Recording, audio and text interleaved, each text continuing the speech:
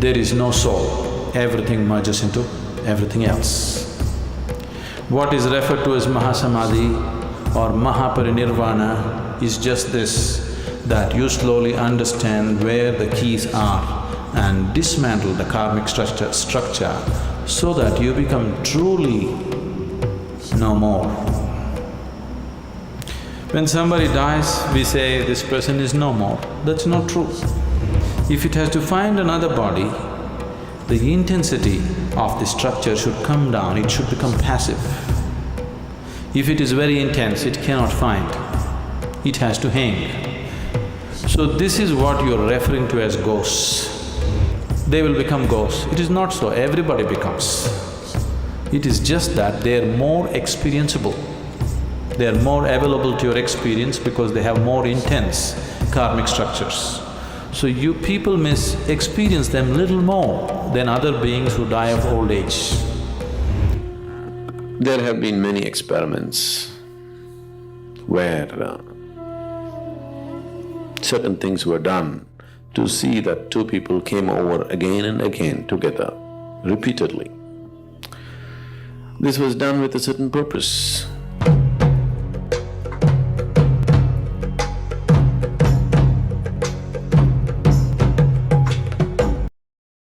The question is there rebirth? If it's there, what is the basis for one being to go from one birth to another?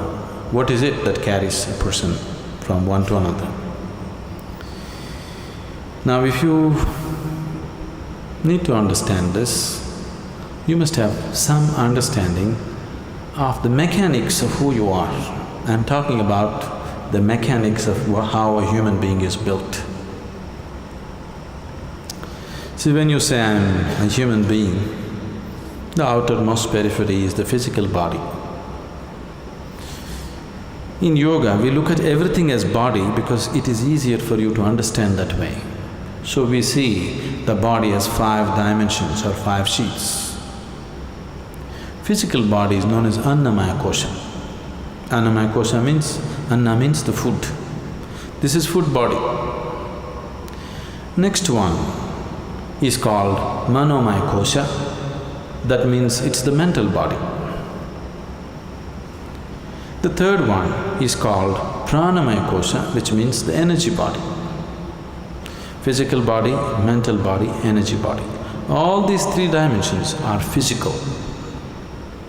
They are physical existence. Physical body is very gross, mental body is subtler, energy body is even subtler, but all these 3 are physical. It's just like the light bulb is physical, you can see that. The electricity behind also is physical, isn't it? The wire that connects is also physical, the electrons that flow through the wire also are physical existence. So similarly, physical body, mental body, pranic body, all are physical dimensions of life. This physical dimension of life, both in all these 3 dimensions, carries the imprints of karma. On the body it is imprinted, on the mind it's imprinted, and on the energy it's imprinted. This karmic imprints or the karmic structure is what holds it together. Karma is the cement which holds you to the physical body. Karma is the bondage, at the same time it's only because of karmic stuff you can hold on to the body and be here. This is where spirituality seems to be difficult because if you try to take it away, it doesn't work. If you try to add, it doesn't work.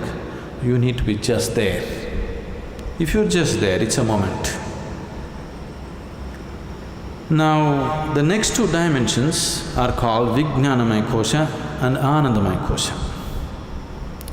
Vijnanamaya Kosha is non-physical but related to the physical.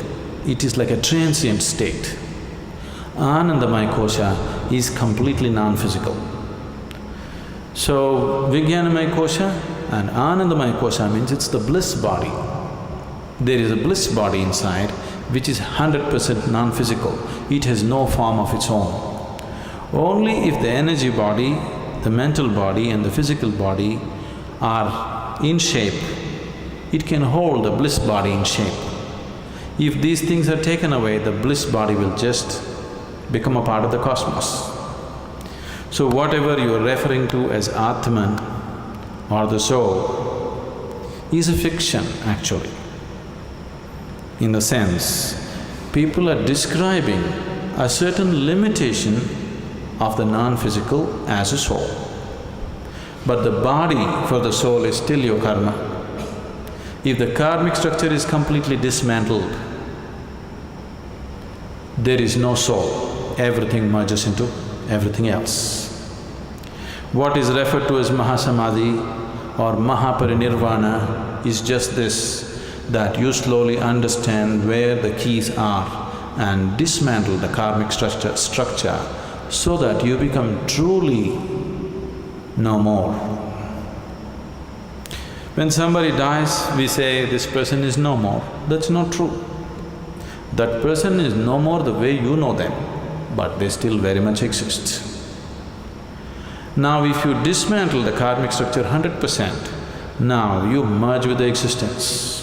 This is what is referred to as mukti, mahasamadhi. In Hindu tradition it is referred to as mukti. In yogic tradition it is referred to as mahasamadhi. In the Buddhist way it is called as mahaparinirvana. Generally in English we are saying liberation. Liberation means becoming free from the very process of life and birth and death. Liberation means becoming free from the basic structures of body and mind. And for all this, the karmic structure is the strings which hold these things together. So when a person dies, obviously the physical body is something that you borrowed from the earth. This body is just earth, isn't it? You understand? This physical body is just a piece of earth which is right now prancing around like this. But you have to pay it back, atom to atom, no interest though. But you have to pay back every atom. You won't be allowed to carry a single atom from this planet. Nobody has managed it.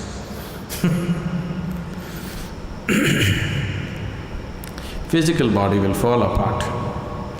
The mental body and the pranic body, depending upon the strength of your karma, goes on. If the karmic structure is very intense, unfinished, then it has to finish it. If the karma has become weak because it has run its course, then it very easily finds another body. If it has to find another body, the intensity of the structure should come down, it should become passive. If it is very intense, it cannot find, it has to hang. So this is what you're referring to as ghosts. Somebody is dead, his karmic structure is still intense because it's not over. Now he needs much more time to find another body, he still exists. And the more intense his karmic structure is, the more visible he becomes or more experientially available to people. There are innumerable such beings all around you, whether you know it or you don't know it. But most of them you won't feel because their karma is dissipated. They're just waiting for more dissipation before they find another body. But if their karma is very intense, this is why they told you in the tradition, if somebody dies unnaturally, either by accident or suicide or some other way, they will become ghosts. It is not so, everybody becomes. It is just that they are more experienceable. They are more available to your experience because they have more intense karmic structures. So you people may experience them little more than other beings who die of old age. If one completes his allotted karma for that life, he will die just like that, without disease, without accident, without any injury. When one dies simply like that, that person may find another body within hours. This is why in this tradition always they said, if one completes his life and dies peacefully, it's the best way to die because he need not hang around. Immediately it goes on. Now when you walk the spiritual path, the ultimate goal for every spiritual seeker is, he wants to break this whole process. Or otherwise, to use an analogy, we can say, what you call as my soul right now is like a bubble. The outer periphery of the bubble is your karmic structure. Inside, there is air. Suppose you blow the bubble, you burst the bubble, where is the air? Where is your air? There is no such thing as your air, it's become part of everything. So what you call as soul is fictitious, because there is no such thing as your soul and my soul and somebody else's soul. Right now, this unboundedness is contained in the limited karmic structure, so it makes you believe as if this is a separate entity. If you take away the keys which hold the karmic structure, then it just collapses. So, this afterlife, next birth, don't believe all this nonsense. But right now, if you sit here and just close your eyes, you can clearly see more than this body you are, isn't it? Namaskaram, Sadhguru. Is it possible to experience the energy of someone dear to us who is no more? So your relationships with people are either of the body or mind, a little bit of emotion, or a combination of these three, isn't it? Isn't it so?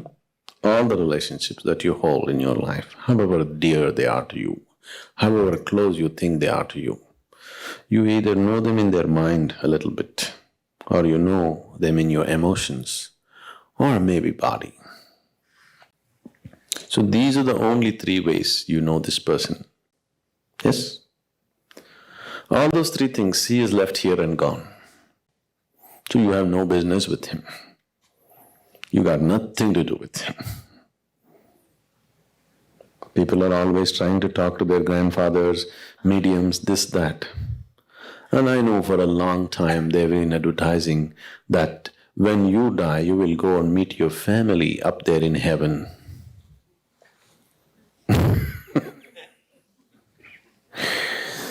You know, the people have been saying this to you. This is the most horrible thing to tell people, is that when you die in heaven, your whole family is waiting for you to receive you there. That's the reason why people are doing all kinds of things to see that they don't go to heaven.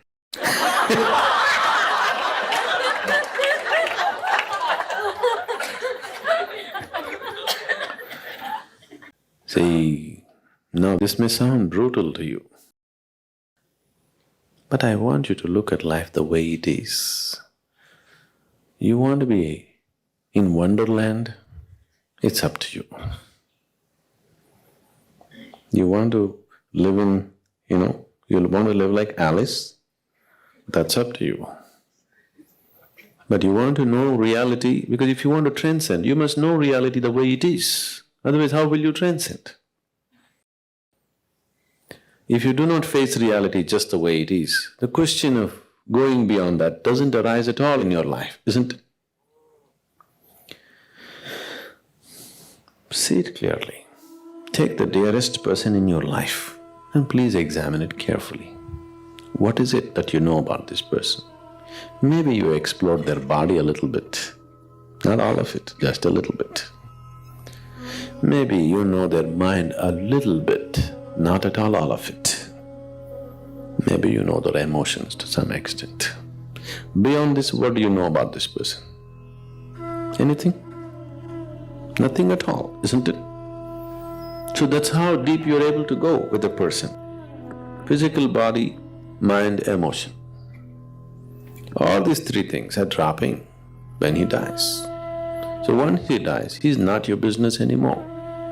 He's got nothing to do with you, nor does he wants to have anything to do with you. Only if the relationship has transcended the limitations of mind, emotion and body, only then those relationships are connected. There have been many experiments where certain things were done to see that two people came over again and again together, repeatedly. This was done with a certain purpose, not just for fancy, not for emotion. It was done with a certain purpose to fulfill certain things. So those people came back again and again together. But that was done and they were tied up in a different way, not on the emotional level or psychological or physical level, in a completely different way. Unless something else has been touched, you have nothing to do with this person once the body drops, because everything is just there. Conscious mind and the body drops means you lost contact with that person. See, somebody gets Alzheimer's and he doesn't know who is his wife or his child or anything anymore. Isn't it just because the mind is gone? Isn't it so? The body has its own memory, it could recognize a little bit, but still not much. Just because the mind is gone, they don't even recognize you anymore, it's over. And with death, do you think they'll recognize you? Please look at it sincerely, rather than just fooling yourself. So, your involvement with people is just this much: physical, mental, emotional. Those things have no relevance once somebody has left his body.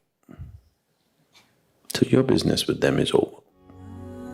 You know, Jesus said, leave the dead to the dead. Looks absolutely brutal and arrogant, isn't it? Somebody says, my father is dead, I want to bury him and come. The man says, leave the dead to the dead. Does he look like the gentle person that you're talking about? Does he look like that? See, now you just lost your father. You go and ask with great emotion, Master, I want to bury my father and come. Just leave the dead to the dead, you come with me. This doesn't look like a gentle human being, isn't it? But somebody who's in touch with reality. He knows what to be done, what not to be done, that's all. So, when people die, what can we do? Now, what can we do? Is it about you or them? If it's about you, there is one thing to do. It's about them, there's another thing to do. We can do something for them also within a certain span of time if they have died in a particular way. About yourself, when somebody is gone, somebody who's very dear to you is gone, naturally this happens to you, but people take it to the extreme. When somebody dear to you dies, whatever the tender moments that you have known with that person come back to you and feel, oh, how it was. Otherwise, some moments come back and say, oh, I should have done this, but I treated him like this, I deceived him, I did this, I did that, you know. No, somebody is dead. When somebody is dead, if you can enhance your life with this death, that's beautiful. Just because when somebody is dead, the situation has become intense in a certain way. Because a sudden dislocation of anything creates an intense situation for you, isn't it? Those are wonderful moments. Those are moments that you must make use of for your growth. So this is the time to bring gentleness, tenderness, and also seeing your own impermanence